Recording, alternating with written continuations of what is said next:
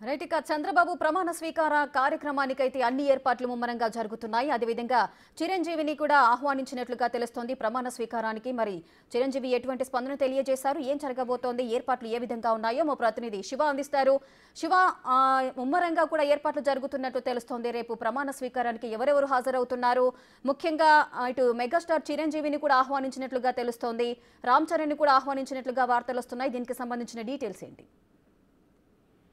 ఇక మొత్తం మీద చూసుకుంటే చంద్రబాబు 4వసారి ఆంధ్రప్రదేశ్ ముఖ్యమంత్రిగా, అంటే ఉమ్మడికి 2 సార్లు, విడిపోయిన ఆంధ్రప్రదేశ్కి 2వసారి ప్రమాణ స్వీకారం చేయబోతున్నారు. ఈ ప్రమాణ స్వీకారం ఏర్పడడానికి గన్నవరం సమీపంలో భారీ ఎత్తున ఏర్పాట్లు జరుగుతున్నాయి. ఏర్పాట్లకు సంబంధించి పలు రాజకీయ ప్రముఖులు, ముఖ్యమంత్రులు, ప్రధానమంత్రులు ముఖ్య అతిథులుగా రాబోతా ఉన్నారు. ఇప్పటికే ప్రధానమంత్రి నరేంద్ర మోడీతో పాటుగా మెగాస్టార్ చిరంజీవిని స్టేట్ గెస్ట్ గా, అంటే ఆంధ్రప్రదేశ్ సంబంధించి ప్రత్యేక ఆహ్వానితుడిగా చిరంజీవికి ఆహ్వానం పలికారు. కొద్దిసేపు చంద్రబాబు స్వయంగా ఆయనతో మాట్లాడి ఆహ్వానం పలికారు. సాయంకాలం 4 గంటల నుంచి 5 గంటల లోపు చిరంజీవి గన్నవరం విమానాశ్రయానికి చేరుకొని విజయవాడ ఒక ప్రైవేట్ హోటల్లో బస చేస్తారు. రేపు ఉదయం ప్రమాణ స్వీకార కార్యక్రమంలో ముఖ్య అతిథిగా పాల్గొబోతున్నారు. అలాగే 2 రోజుల క్రితమే మెగాస్టార్ చిరంజీవి తనయుడు రామ్ చరణ్ కూడా ప్రత్యేకంగా ఆహ్వానం పలికారు. రామ్ చరణ్, చిరంజీవి కుటుంబ సభ్యులు కూడా ఈ ప్రమాణ స్వీకార కార్యక్రమానికి రాబోతా ఉన్నారు. అలాగే మిగిలిన అంశాలకు సంబంధించి ఎవరైతే చిరంజీవి కుటుంబ సభ్యులు ఉన్నారో, చిరంజీవి, రామ్ చరణ్ కాకుండా మిగిలిన ఆయన కుటుంబ సభ్యులకు సంబంధించి 8 మందికి ప్రత్యేకంగా కూడా జనసేన నుంచి ఆహ్వానాలు అందినట్లు కూడా తెలుస్తా ఉంది. వీరితో పాటుగా పలు రాష్ట్రాలకు సంబంధించిన ముఖ్యమంత్రులు, పలువురు కేంద్ర మంత్రులు కూడా ఈ ప్రమాణ స్వీకార కార్యక్రమానికి హాజరు కాబోతా ఉన్నారు. రేఖ, శివ, టాలీవుడ్ నుంచి ముఖ్యంగా అయితే అటు చిరంజీవిని, రామ్ చరణ్ మాత్రమే ఇన్వైట్ చేసినట్లుగా తెలుస్తోంది. దీనికి గల కారణాలేంటి?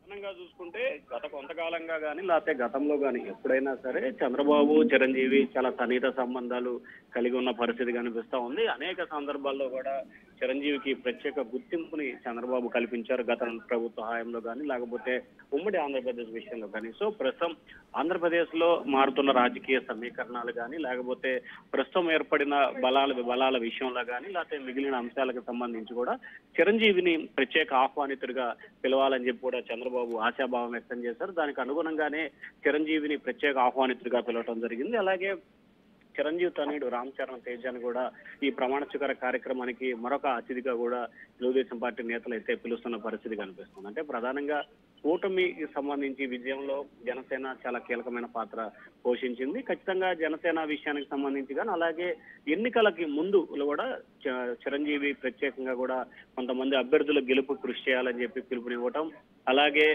కొన్ని సందర్భాలకు సంబంధించి కూడా ప్రత్యేకంగా కూటమి బలపరచాలని చెప్పి కూడా కొన్ని సందర్భాల్లో చిరంజీవి ప్రత్యేకంగా వీడియో ద్వారా కొంతమందిని పలికిన పరిస్థితి కనుక. సో కూటమి గెలుపుకు సంబంధించి కూడా పరోక్షంగా చిరంజీవి కూడా కొంత మేరకు సహకరించారనేది తెలుగుదేశం పార్టీ నేతల అభిప్రాయంగా కూడా కనిపిస్తా ఉంది. మరొక వైపు జనసేన పూర్తి స్థాయిలో ఏదైతే కూటమిలో కీలకమైన వ్యక్తిగా ఉండటంతో పాటుగా జనసేనకు సంబంధించి 100కు 100 స్థానాల్లో ఆయన గెలుపొందడం మరొక ప్రత్యేక చర్చగా కలుస్తుంది. కాబట్టి సో చిరంజీవి సోదరుడు పవన్ కళ్యాణ్ కాబట్టి ఈ నేపథ్యంలోనే చిరంజీవి కూడా ప్రత్యేక ఆహ్వానితుడిగా పిలిచినట్లు కూడా భావిస్తా ఉన్నారు. రేఖ, శివ, టాలీవుడ్ నుండి మరికొంతమందిని ఎక్స్పెక్ట్ చేయొచ్చా? ఈ ప్రమాణ స్వీకారానికి వెళ్లే అవకాశాలు ఉన్నాయా? అంటే ఖచ్చితంగా ప్రముఖంగా చెప్పుకోవాల్సిన వ్యక్తులు అయితే మాత్రం ఈ 2-3, ఎందుకంటే ఆల్రెడీ బాలకృష్ణ ఇక్కడ ఎమ్మెల్యేగా ఉన్నారు. అలాగే చంద్రబాబుకి స్వయాన బావమరిది వియ్యంకుడు, అలాగే ఇక మిగిలిన చిరంజీవికి సంబంధించి నాగబాబు, అలాగే రామ్ చరణ్, అలాగే సాయి ధర్మ తేజ, ఇట్లాంటి వ్యక్తులు కూడా వచ్చే అవకాశం అయితే కనిపిస్తా ఉంది.